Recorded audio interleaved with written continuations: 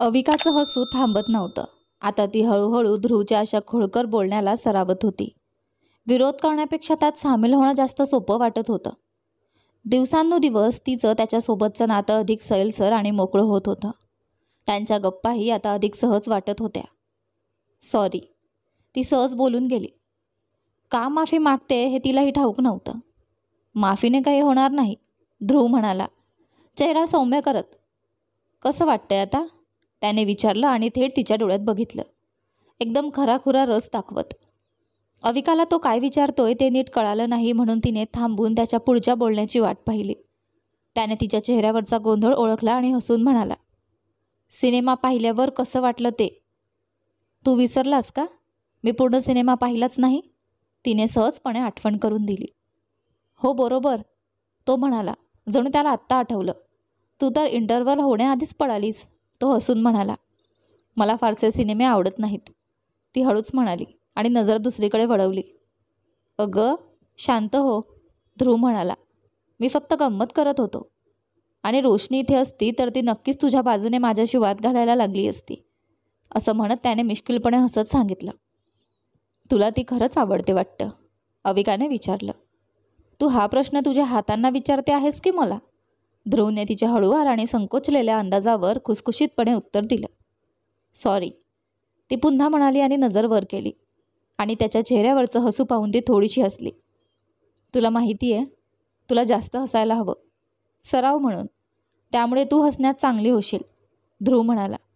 आणि तुझ्या प्रश्नाचं उत्तर, हो, मला ती आवडते, पण ती मात्र ठामपणे माझ्या आकर्षणाकडे दुर्लक्ष करते, असं म्हणत त्याने मिश्किलपणे ओठ वाकवले. अविकाला धक्का बसला होता.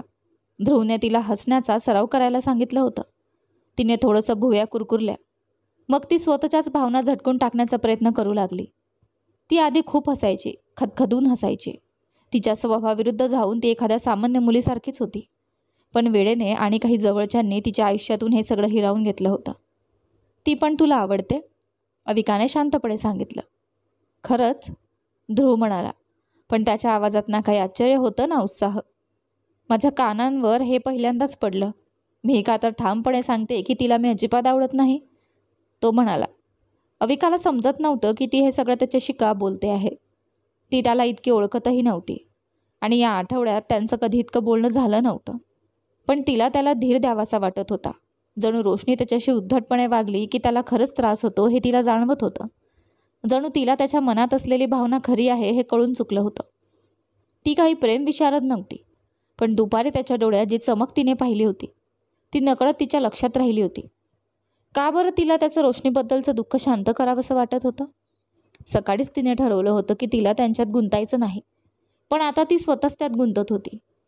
माहीत नाही, ती हळूच म्हणाली, आपल्या मनातलं काही उघड न होईल याची काळजी घेत. फक्त एक भावना होती, असं म्हणत तिने नजर वळवली.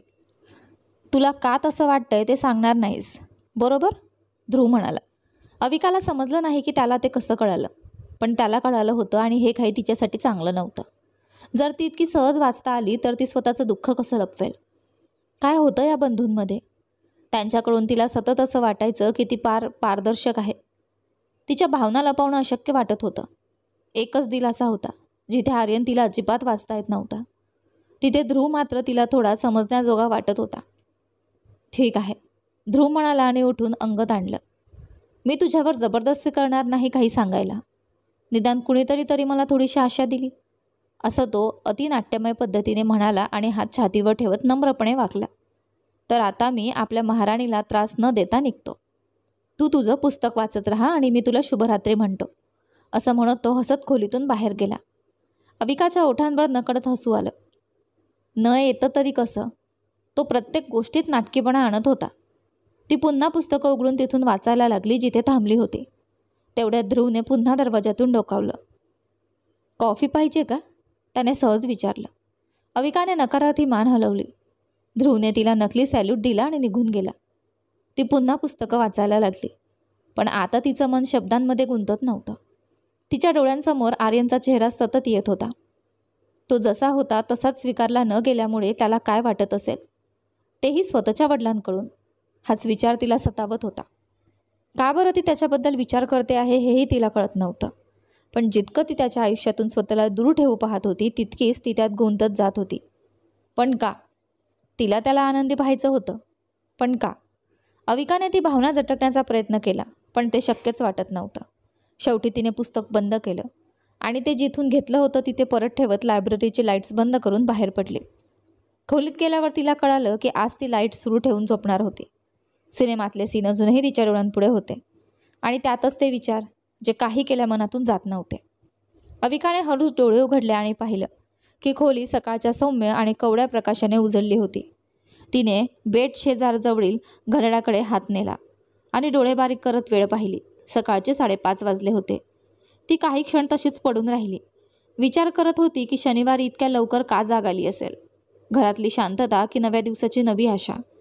काहीही कारण असो, आता ती पूर्णपणे जागी होती आणि तिच्या मनात आधीच विचारांची गर्दी सुरू झाली होती.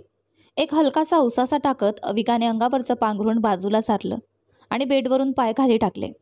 खोली थोडी थंड होती म्हणून ती आपले हात सोडत स्वतःला ऊब मिळवू लागली आणि बाथरूमकडे निघाली. थंड पाण्याने चेहरा धुतल्यावर झोपेचे अंशही उडून गेले आणि तिला एक वेगळा ताजेपणा जाणवू लागला. बाथरूममधून बाहेर येताना अविकाने पाहिलं की सगळं घर शांत आणि रिकामं होतं. अजून कुणी उठलं नव्हतं आणि तिच्याकडे पूर्ण सकाळ मोकळी होती.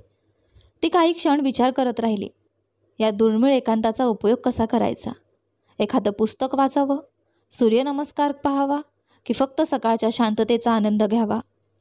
शक्यता अनेक होत्या आणि या विचारांनीच तिला एक प्रकारचा आनंद आणि स्वातंत्र्य जाणवायला लागलं. पण तिला काहीच करावंसं वाटत नव्हतं. गुरुवारी सुरू केलेलं पुस्तक तिने काल रात्रीच संपवलं होतं. मग तिने विचार केला, सकाळी थोडं चालायला गेलं तर बरं वाटेल. तिने वॉर्डरोबमधून एक स्वेटर बाहेर काढला आणि तो घालून खोलीच्या दारातून बाहेर पडली. हवेत गारवा होता, पण इथल्या शांततेचा तिला खूप आनंद वाटत होता. थंडी असूनही सकाळ खूप सुंदर होती. आकाशात थोडे ढग होते आणि सकाळचं कवळा प्रकाश सगळं हळूहळू उजळवत होता. तिने थंडगार हवेत एक खोल श्वास घेतला आणि तिचं मन थोडं हलकं झालं. कालचा दिवस अगदीच साधा होता, पण मग तिचं आयुष्यात साधं होतं. ठाकूर कुटुंबाशी तिची ओळख होईपर्यंत. आता मात्र जणू नकळतच तिचं आयुष्य त्यांच्या आयुष्यात गुंतत चाललं होतं. तिला हे आवडत होतं का याची तिलाही खात्री नव्हती. या विचारात गुंतलेली ती बागेच्या टोकाकडे गेली आणि तिथून हळूहळू वाहणाऱ्या नदीकडे पाहत उभी राहिली. हे ठिकाण तिला शांत करत होतं. निसर्गाची खरी सौंदर्य प्रतीती. मागून काही खसखसल्याचा आवाज आला आणि तिने वळून पाहिलं. डॉन आणि किझर तिच्या दिशेने येत होते आणि त्यांच्या मागे आर्यन दोन्ही पट्टे हातात घेऊन चालत येत होता. अविकाने हळूच सुटकेचा निश्वास सोडला, पण तरीही आर्यन काहीही करेल. कुत्रं सोडून देईल आणि ती पुन्हा बेशुद्ध होईल अशी भीती तिला वाटतच होती. कुत्रे तिच्या जवळ आले आणि ती परत ताठ झाली. ती त्यांच्या गुरगुरण्याचे आणि हुंगण्याचे आवाज ऐकत होती. ते तिचा वास ओळखत होते. शांत हो, आर्यन म्हणाला. ते फक्त पाहतायत की तू मैत्रीण आहेस की शत्रू, असं त्याने सांगितलं. ना शुभ सकाळ ना हाय, नेहमीप्रमाणेच उद्धट. का बरं तो नेहमी असा असतो? की हे फक्त तिच्यासाठीच? ठीक आहे, विकाने शांतपणे उत्तर दिलं. तू खूप लवकर उठतेस, त्याने म्हटलं. तेव्हा तो कुत्र्यांसोबत स्थिर उभा होता.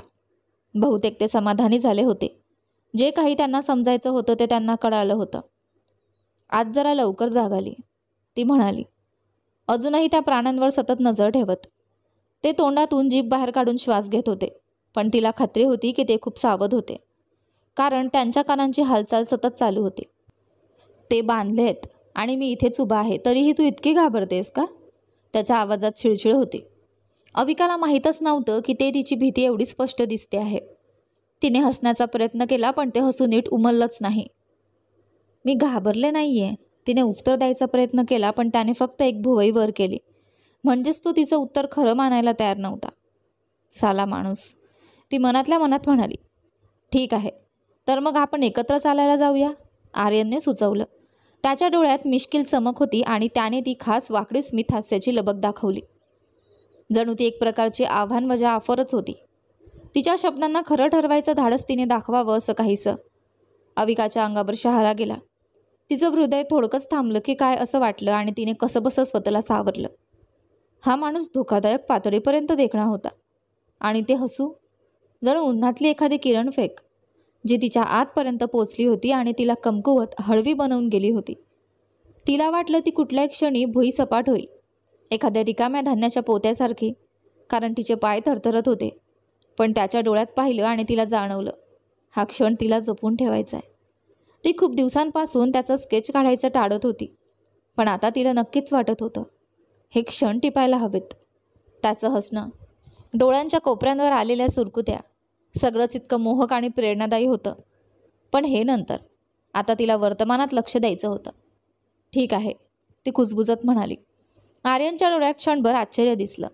त्याला एवढ्या सहज तिचं होकार देणं अपेक्षित नव्हतं. वा, मस्त, तो म्हणाला. त्याचं हसून अजून खुललं आणि त्याने इशारा करत तिला म्हणाला, रस्ता तू निवड, पुढे तूच चाल. अविकाचं हृदय पुन्हा थरथरलं. पुढच्या काही क्षणात काय होणार या कल्पनेनेच ती गोंधळली होती. अविका पुढे निघाली. तिला मालमत्तेच्या दुसऱ्या बाजूचं क्षेत्र पाहायचं होतं, त्यामुळे उत्सुकता होती. ती पुढे चालू लागली, पूर्णपणे जाणीव ठेवत की तिच्या मागे 2 कुत्रे आणि त्यांचा मालक चालत होता. पानांच्या चर्र आवाजात, फांद्यांच्या खसखसाटात त्यांचा प्रवास चालू होता. हळूहळू वाट अरुंद होऊ लागली. झाडं आणि झुडपं दाट झाली. उन्हाच्या तुकड्यांनी जमिनीवर सावल्यांचं जाळं विणलं होतं. अविकाची पावलं मंदावली. ती थोडी शंकाकित होती.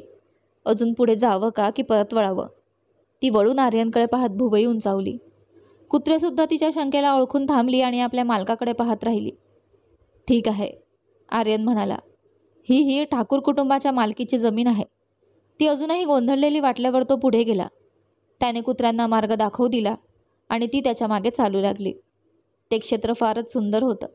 निसर्गासारखंच न बदललेलं, शुद्ध. अविकाने क्षणभर थांबून वर पाहिलं. उंच पाईंची झाडं, त्यांची दाट पानं सावली देत होती. झाडांमधून येणाऱ्या उन्हाच्या किरणाने सगळीकडे एक धुसर, सुंदर झळाळी पसरवली होती. जणू ते स्पर्श करत होते, पण खरं तर काहीही स्पर्शत नव्हते. हे दृश्य अगदी जादुई होतं. तुला निसर्ग खूप आवडतो असं वाटतंय, आर्यन म्हणाला. अविकाने त्याच्याकडे पाहिलं. तो वाटेवर थोडा पुढे उभा होता. कुत्रे त्याच्यासोबत शांतपणे थांबले होते.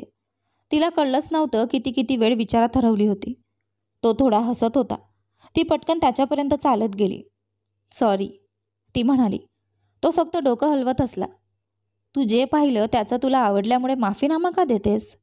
तो म्हणाला. नाही, मी म्हणजे तुला थांबवलं त्यासाठी माफी मागत होते, तिने सौम्यपणे सांगितलं. खरंच? आर्यन थोड्या विचित्र टोनमध्ये म्हणाला. तू खरंच अजब आहेस. आपल्याला चालायला निघालोय, एखाद्या मिरवणुकीला नाही. आणि वेदवीर सिंग ठाकूरने तुला काही सांगितलं तरी मनावर घेऊ नकोस. मला माहिती आहे, ते अशा गोष्टींमध्ये खूप काटेकोर आणि गंभीर असतात. पण त्यांची ती सिरियसनेस डोक्यावर चढू देऊ नकोस, असं म्हणत त्याने तिच्या डोक्यावर हलकंसं टप्पल मारलं, जणू ती एखादी लहान मुलगी आहे. मग तो पुन्हा मागे वळून पुढे चालायला लागला आणि ती त्याच्या मागे. जसं ती सभोवतालच्या सौंदर्याचं मनोमन कौतुक करत होती, तसंच तिला आर्यनच्या त्याच्या वडिलांविषयी बोलण्याची शैली आठवायला लागली. त्याच्या शब्दात अवमान नव्हता, पण एक विचित्र परकेपणा, एक तुटलेपणा नक्कीच जाणवत होता. वेद काकांनी आर्यनविषयी कधी तिला बोललं नव्हतं आणि तशी संधीही आली नव्हती. पण तिला मिहिकाचे शब्द आठवले. 14 वर्ष त्यांच्यात नीटचं एक वाक्यही झालं नव्हतं. किती मोठा काळ होता तो. कदाचित आर्यनच्या वागणुकीचा याचा काही संबंध असावा. त्याचा उद्धट, थोडंसं बेधडक वागणं, कदाचित त्याचंच ते कारण असावं. तू त्यांच्याशी चांगलं वागत का नाहीस? ती सहज विचारून गेली आणि नंतर लक्षात आलं की तिने हे मोठ्याने बोलून टाकलंय. कोण? आर्यनने विचारलं, चालतच राहून. कदाचित त्याला यावर बोलायला इतका विरोध नव्हता, पण तिला वाटलं, म्हणून तिने सरळ विचारायचं ठरवलं. तुझे वडील, ती म्हणाली आणि तो चालता चालता थांबला. इतकं अचानक की ती त्याच्यावर आदळायचीच बाकी होती. तो हळूहळू मागे वळला आणि त्याच्या डोळ्यात झळकणारी भावना पाहून अविका स्तब्ध झाली. राग आणि वेदना यांच्यामधली काहीशी भावना होती ती. नेमकं काय होतं ते सांगता येणं कठीण होतं. तुला काय पडलं यामध्ये? त्याने शांतपणे पण धारदार सुरात विचारलं. अविकाला कळून चुकलं. तिने फार मोठी चूक केली होती. हे बोलणं त्याला नको होतं. तो जरी बाहेरून शांत दिसत होता तरी त्याच्यात काहीतरी खदखदत होतं हे तिला जाणवलं. त्याला याविषयी बोलायला आवडत नाही हे ओळखायला फारसं शहाणपण लागत नव्हतं. इतकी वर्ष त्याने स्वतःच्या कुटुंबासोबत सुद्धा या विषयावर काहीही बोललेला नाही. आणि तिथे ती एक परकी व्यक्ती सरळ विचारून टाकला. ती गिळगिळीत झाली, पण आता एकदा सुरू केलं होतं तर मागेही जाता येत नव्हतं. माझं काही नाही, ती हळू आवाजात म्हणाली. मग केवळ उत्सुकता? त्याने विचारलं. ओठांवर उपहासात्मक वळण होतं, जणू तिची थट्टा करत होता. ती डोकं हलवत म्हणाली, नाही. त्याने दोन्ही पट्टे हातातून सोडून दिले आणि कुत्रे जोरात झुडपांमध्ये कुठेतरी शिकार शोधायला पळाले. तो हळूहळू तिच्या समोर येऊन उभा राहिला आणि आता तिला त्याच्याकडे पाहण्यासाठी मान उंचवावी लागली. त्याचवेळी झाडांमधून झिरपणाऱ्या सूर्यप्रकाशामुळे तिला डोळे बारीक करावे लागले. तो एवढा उंच का आहे? किंवा मीच इतकी ठेंगणी का आहे? असे विचार तिच्या मनात आले. मग तू इंटरेस्टेड आहेस? तो म्हणाला, छातीवर हात घालून. नाही, ती कुजबुजत म्हणाली. त्याच्या शरीरातून येणाऱ्या उष्णतेचा तिला स्पष्टपणे जाणवू लागलं होतं. तो अर्ध्या बाहीच्या टी शर्टमध्ये उभा होता आणि ती स्वेटरमध्ये असूनही तिला घाम फुटायला लागला होता. मग प्रश्न विचारलाच का? तो विचारत होता. मला माहीत आहे की हे माझं काहीच काम नाही आहे आणि मी नाक खुपसायचं नाही आहे, ती पटकन म्हणाली. तो पुढे एक पाऊल टाकतो आणि ती आपोआप एक पाऊल मागे जाते. पण एका मुलाने वडिलांची नीटसं न बोलणं थोडं विचित्र नाही का वाटत? ती म्हणाली. तो पुढे सरकत राहिला आणि ती मागे जात राहिली, जोपर्यंत ती थेट एका झाडाच्या बुंध्याला येऊन भिडली.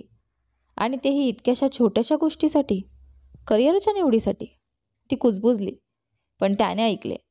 ती काहीतरी बोलण्याच्या आतच त्याने झुकून तिच्या डोळ्यांच्या पातळीवर बघत तिच्या दोन्ही हातांनी झाडाच्या बुंध्यावर तिला अडकवलं. अविकाच्या तोंडून शब्दच निघेना. तिला कळेना की तिने काय बोलावं, काय विचारावं. इतक्या जवळिकीमुळे ती बेशुद्ध पडेल की काय असं वाटू लागलं. किंवा कदाचित ही उष्णताही असू शकते. आता कुणी वेलांटीत बोलायला सुरुवात केली आहे, तो हळूच म्हणाला. अविकाने त्याच्या डोळ्यात पाहिलं आणि तिला त्याचा चेहरा किती परिपूर्ण आहे हे जाणवलं. त्याचे डोळे किती उबदार आहेत. त्याचे गळत, मधोमध काळसर डोळे इतके सुंदर होते की नकळत तिच्या ओठांतून एक नाव घसरलं. मिहिका खूप चिंतित होती तुझ्यासाठी त्या रात्रीनंतर, ती हळूच म्हणाली. तू बरोबर होतीस, तो रागाने म्हणाला. हे खरंच तुझं काही काम नाही आणि जरी ते शांतपणे राहायचं असेल तर अशा गोष्टीत ढवळाढवळ करू नकोस ज्या तुला कळत नाहीत. हे इतकं सोपं नाही आहे, त्यामुळे तुझ्या गोड सुंदर डोक्याला त्रास करून घेऊ नकोस, तो कठोरपणे म्हणाला. तो कोर्स पूर्ण कर आणि इथून निघून जा. त्याच्या आवाजात धोक्याचा सूर होता. कळलं का? तो म्हणाला. अविकाने ताबडतोब मान हलवून होकार दिला. तिला दुसरं काही करता येण्यासारखं नव्हतं. त्यानेही मान हलवली आणि एक मोठा श्वास घेत एक जोरात शिट्टी मारली. काही क्षणातच दोन्ही कुत्रे परत पळत आले आणि त्याने त्यांची दोरी उचलली. कुत्र्यांनी तिला असा कटाक्ष टाकला जणू काही तीच त्यांच्या मोकळेपणाची मजा हिरावून घेणारी होती. माझ्या मते आपली फेरी इथेच संपली, तो थंडपणे म्हणाला आणि घराच्या दिशेने वळून चालू लागला.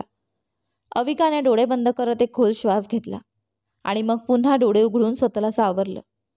ती त्याच्याशी सामान्य माणसासारखे का बोलू शकत नाही? त्याचं एवढं दडपण का वाटतं? हे तिच्या भूतकाळाशी काही संबंध नव्हता. हे फक्त त्या माणसाबद्दल तिच्या भावना काय आहेत याच्याशी संबंधित होतं. ती त्याच्याकडे पाहत राहिली. तो मोठमोठ्या पावलांनी पुढे जात होता.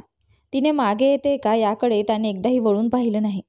ती झाडाच्या बुंध्याला टेकून उभी होती, तिथून हलकेच लांब झाली आणि संथपणे घराकडे वळली. तिने आपला स्वेटरही काढून टाकला. आता तिचं अंग गरम झालं होतं. तोपर्यंत तो आधीच घरात पोहोचलेला होता.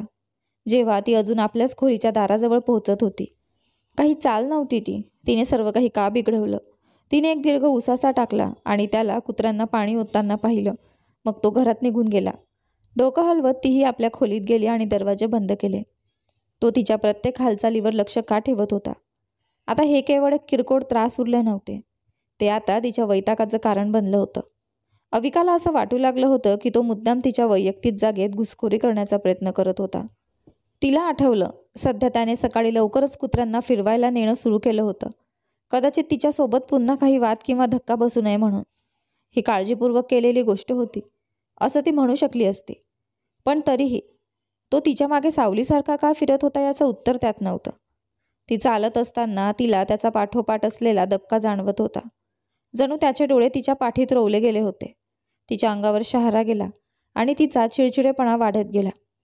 त्याला तिच्यावर विश्वास नव्हता का? की तो केवळ काही सिद्ध करायच्या प्रयत्नात होता?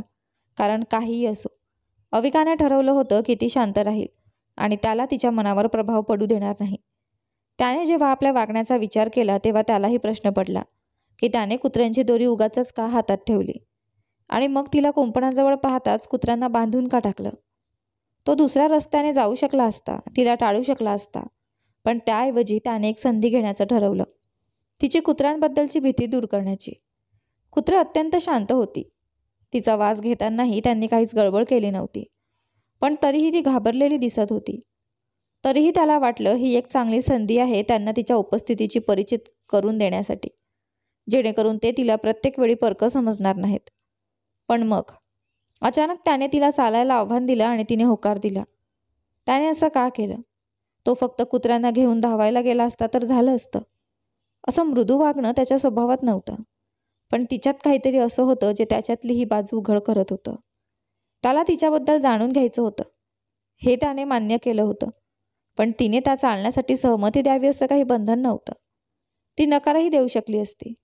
पण खरंच त्याने तिला निवड द्यायची संधी दिली होती का? की त्याने गृहीतच धरलं होतं की ती त्याच्या अधिकारशाही स्वभावामुळे आणि तिच्या नेहमीच्या संकोचामुळे हो म्हणेल? त्यांच्यात झालेल्या संवादाचा विचार करताना त्याच्या मनात ही भावना स्पष्ट झाली की त्याने तिला त्या चालीसाठी तयार केलं नाही, तर जबरदस्तीच केली. त्याने जणू तिला एका अशा परिस्थितीत अडकवलं होतं, जिथून बाहेर पडण्यासाठी ती हो म्हणणं हेच एकमेव उत्तर होतं. त्याच्या डोळ्यासमोर आलं, ती कशी अडकली असेल. जणू काही तिचा स्वतःचा निर्णय नव्हता, तर केवळ त्याच्यासोबत वेळ घालवण्याचा एक प्रकारचा सामाजिक दबाव होता. ही कल्पनाच त्याला बेचैन करत होती. यानंतर पुढे काय झालं ते पहा आपल्या या कथेच्या पुढच्या भागामध्ये. धन्यवाद.